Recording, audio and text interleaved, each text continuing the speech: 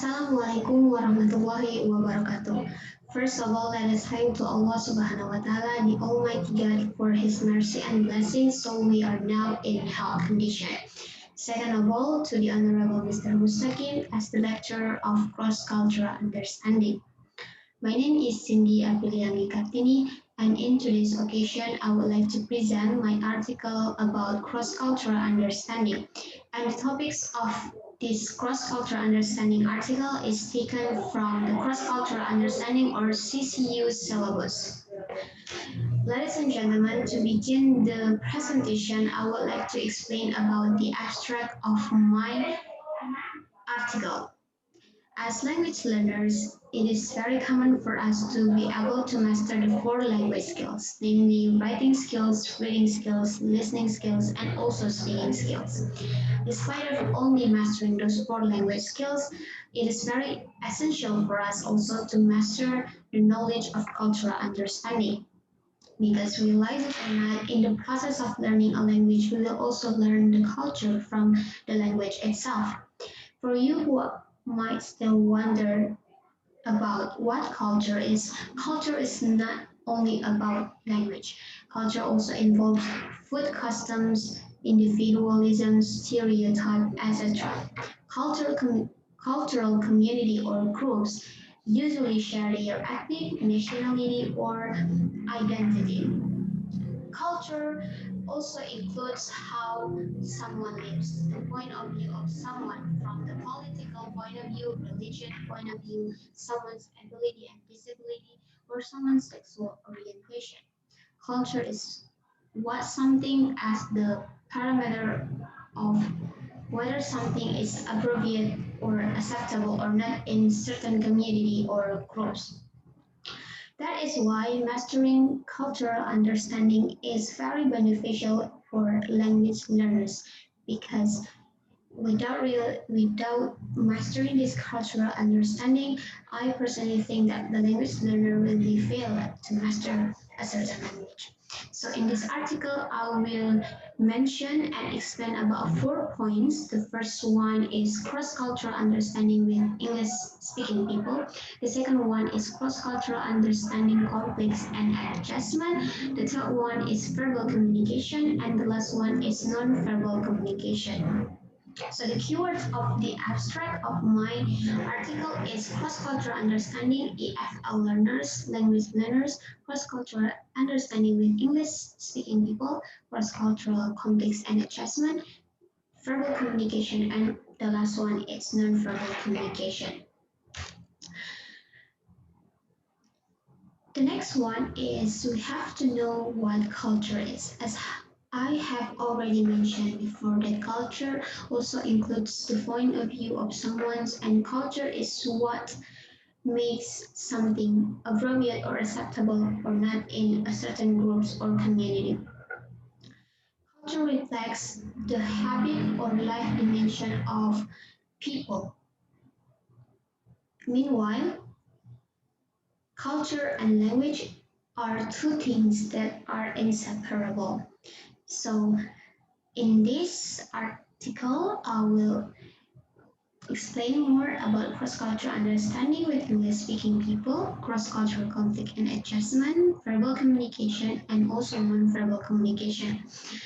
The next one is from Dobrovskis and Virtanen in 2016, and Coulson in 2018, and Williams in 2010 claim that language is inseparable from its culture.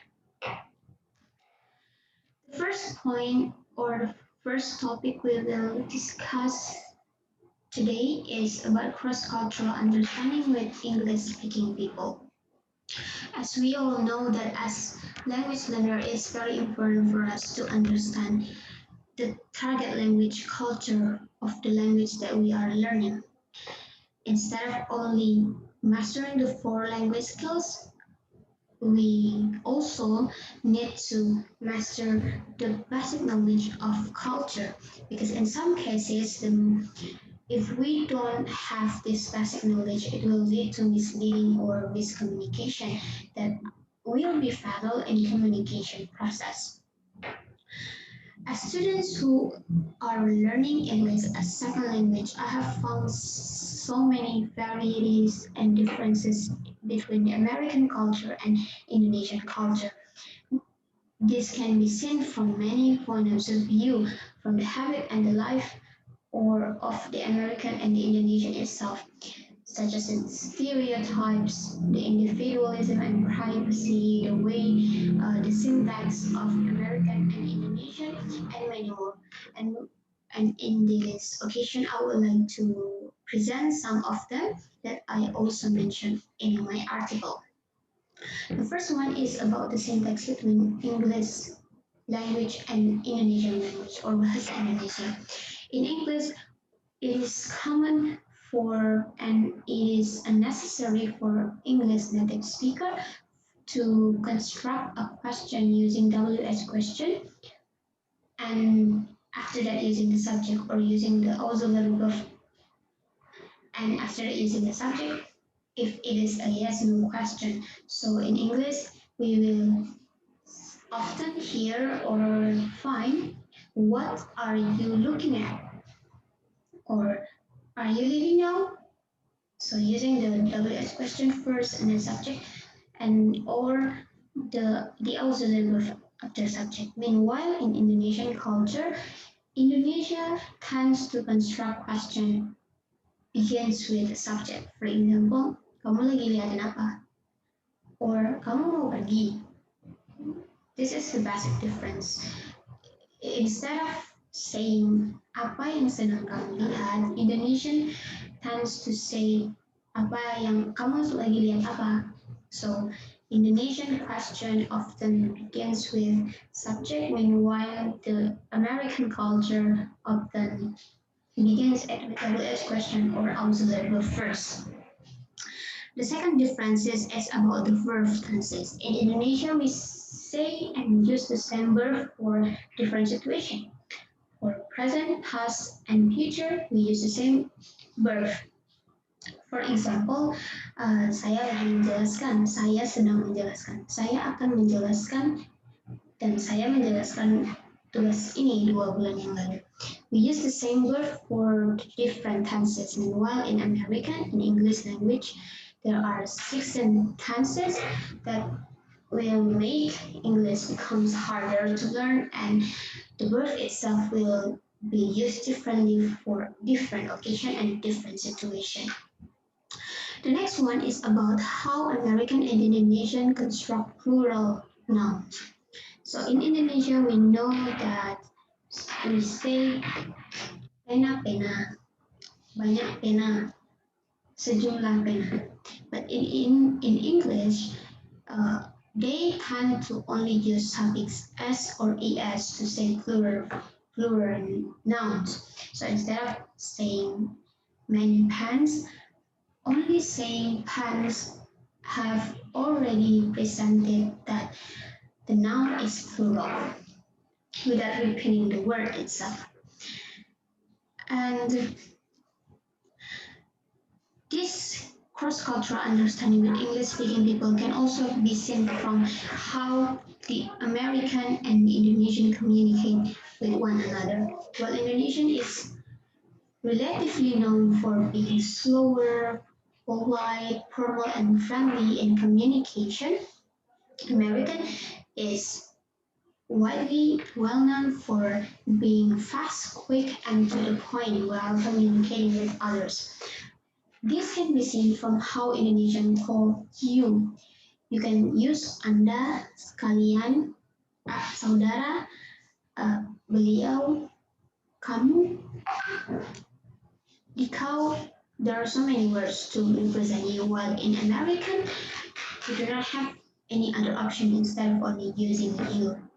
This also happens the same with how Indonesian call their mom. Mom can be different in different areas in Indonesia itself. In Minang, they tend to say ama or bundo. In Batak, they tend to say mama. In Sunda, they tend to say ama. While in American culture, they can only say mom or mommy. And when they speak, mom or mommy will refer to you. Well, calling your mom you in Indonesian culture is considered disrespectful. Alright, the second point is cross-cultural conflict and adjustment. Different culture, various culture will bring variety and diversity to the word, and that what makes the word becomes colorful and diverse.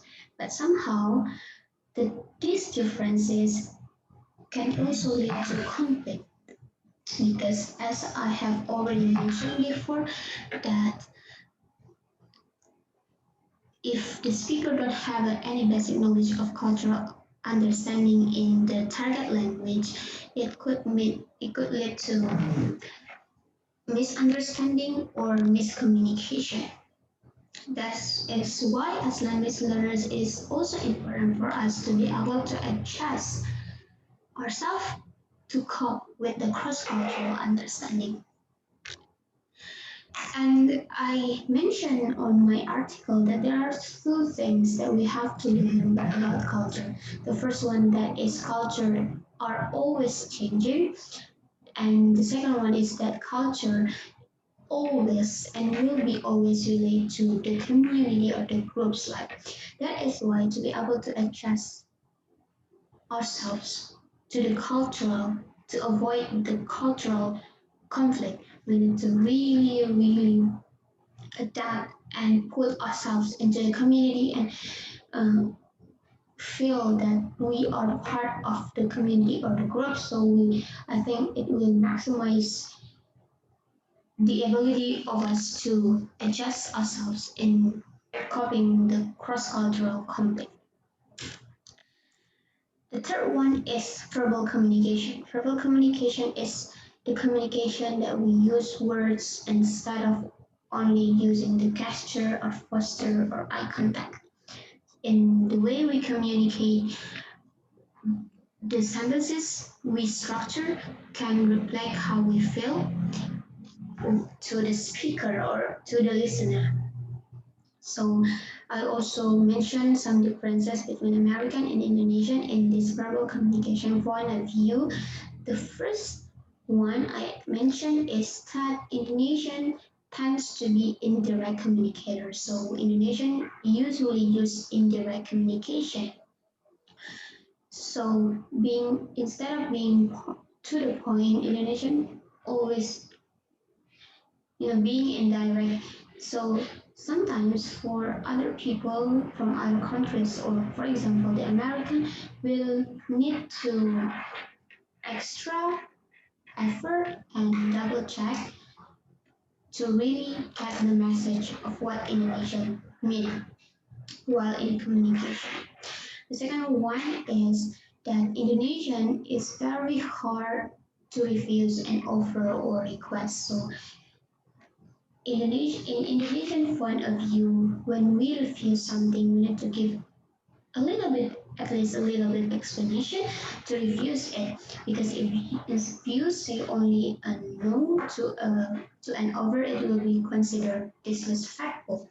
Meanwhile, in American culture, it is okay if you only refuse an offer with a no without any explanation. The next one is nonverbal communication. Based on Wikipedia, nonverbal communication is the transmission of messages or signals through a nonverbal platform such as eye contact, gestures, facial expression, posture, and the distance between two individuals. In nonverbal communication, American and Indonesian culture is also different. The first one I mentioned on my article is silence. Silence in Indonesian culture could be interpreted as something uh, in the form of respect, especially if it is done in a certain cultural occasion. For example, in a cultural weddings or occasion, being silent considered being disrespect, being respectful. Meanwhile, in American culture, in some occasion, being respect can be could be considered as being ignorance. The second one is physical contact. I think it is very common for us as Indonesian, especially as Muslims, that physical contacts are the sensitive things to do. So in Indonesian culture, shaking hands cannot be done to anyone you meet or anyone you want, because especially if you do it to the opposite gender or to the Muslim. So physical contacts are the sensitive things for Indonesian culture. While in American culture, you can freely handshake everyone you meet, hug everyone you meet, as long as it is not beyond the norms of the American culture. So Indonesian is more sensitive to physical contact in nonverbal communication. And the last one is pointing. In Indonesian culture, especially the Japanese, pointing can be done with the thumb. For example, this way please, here it is, don't me, like that. Meanwhile, in American culture, pointing cannot be done with the thumb and it will look awkward or strange. Pointing is used by the index finger. Meanwhile, in Indonesian culture, especially the Japanese, if you point someone or something with the index finger, it will be considered as disrespectful. And that's how the differences between the American culture and Indonesian culture. That is all about my presentation about the article of cross-cultural understanding. I hope you learned something new and I hope you enjoy watching the presentation and you get something useful from the video. Assalamualaikum warahmatullahi wabarakatuh.